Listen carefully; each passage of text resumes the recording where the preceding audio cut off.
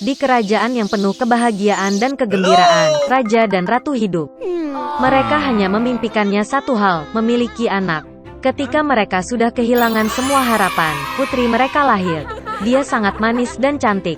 Pada kesempatan ini, sebuah perayaan besar diatur, dan banyak tamu diundang ke istana, di antaranya adalah para penyihir yang baik.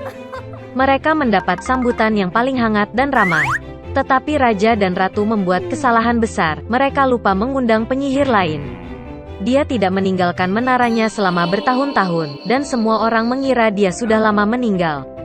Ketika saatnya tiba untuk memberikan hadiah kepada sang putri, para peri dengan murah hati menghadiahinya dengan kecantikan, hati yang baik, kecerdasan, suara yang indah, kemampuan menari dan memainkan berbagai alat musik. Ketika giliran penyihir terakhir tiba, tiba-tiba peri jahat memasuki aula, yang mereka lupa undang ke liburan. Peralatan makan segera dibawakan untuknya, tetapi dia merasa bahwa dia tidak diterima dengan hormat sebagaimana mestinya. Menarik piala dan piring darinya, dia menggumamkan mantra. Penyihir itu berharap pada hari ulang tahunnya yang ke-16, sang putri menusuk tangannya dengan spindel, dan karenanya dia mati.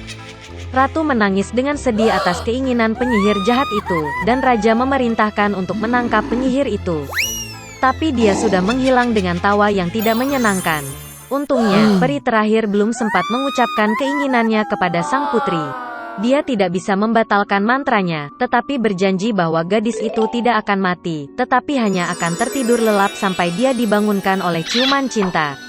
Raja segera memerintahkan penghancuran semua gelendong di kerajaan. Dan kemudian tibalah hari ulang tahun ke-16 sang putri, hari yang dibicarakan oleh peri jahat. Sang putri tumbuh menjadi gadis yang cantik dan baik hati.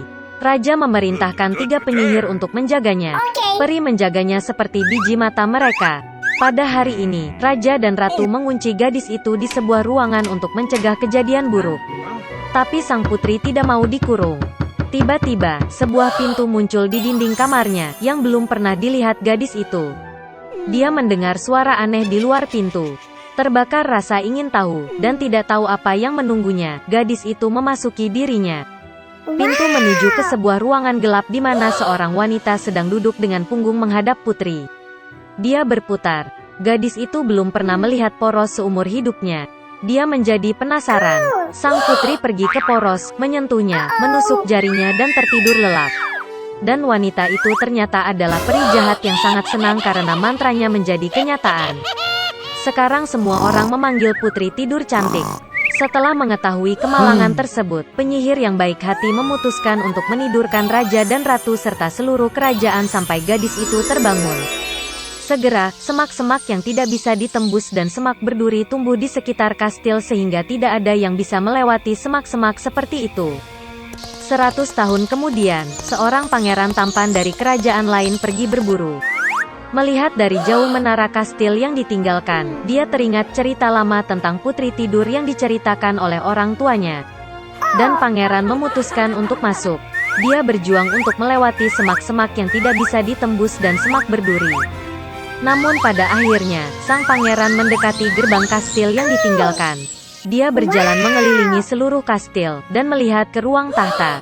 Di sana pangeran melihat raja dan ratu sedang tidur. Kemudian, di salah satu kamar, dia melihat putri tidur. Dia sedang tidur di tempat tidur yang dihiasi bunga. Pangeran pergi ke tempat tidur, menatap putri cantik itu, dan merasakan cinta memenuhi hatinya. Dia tidak bisa menahan diri dan mencium putri tidur. Dan pada saat itu, dia membuka matanya dan melihat seorang pangeran tampan. Raja dan ratu juga terbangun, seperti halnya seluruh kerajaan. Mereka sangat gembira, dan untuk menghormati kedua mempelai, pernikahan terindah yang pernah ada di dunia segera diatur. Sejak itu mereka hidup bahagia selamanya. Karena tidak tinggal di rumah selama seminggu, Lemuel Gulliver memulai perjalanan lain dengan kapal Good Hope. Namun setelah beberapa hari kapal tersebut disusul oleh para perompak. Mereka membajak kapal dan mengikat seluruh awak kapal. Gulliver mencoba melarikan diri, sehingga sebagai hukuman, para bajak laut menjatuhkannya ke dalam perahu sesuai keinginan ombak dan angin. Untuk waktu yang lama Gulliver mengitari lautan terbuka sampai dia melihat daratan di Cakrawala. Dia berenang ke pantai dan mulai mengamati daratan. Tiba-tiba bayangan besar menutupi matahari. Mengangkat kepalanya, Gulliver yang tercengang melihat sebuah pulau besar menjulang di langit. Kelelahan karena lapar dan haus, Gulliver mulai menjerit, melambaikan topinya, berharap penduduk pulau itu akan memperhatikannya. Kemudian penduduk asli merasa kasihan pada Gulliver dan menurunkan tangga agar dia bisa mendaki pulau itu. Ketika Gulliver menaiki tangga, dia menemukan kerumunan penduduk lokal yang sangat aneh di depannya.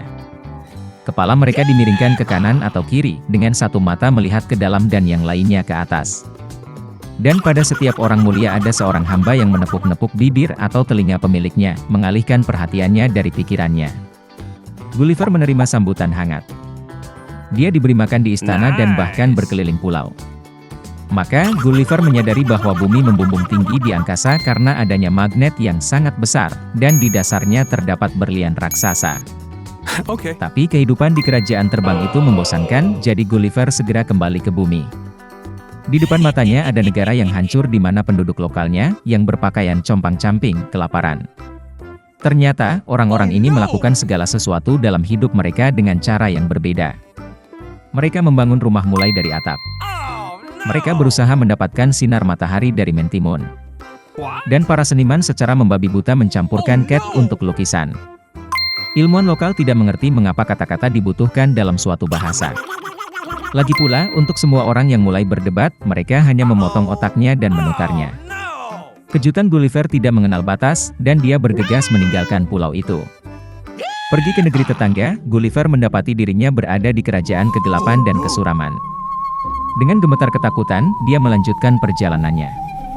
Tiba-tiba hantu muncul dari kegelapan. Dengan ketakutan, Gulliver mencoba bersembunyi, tetapi roh itu memperhatikannya.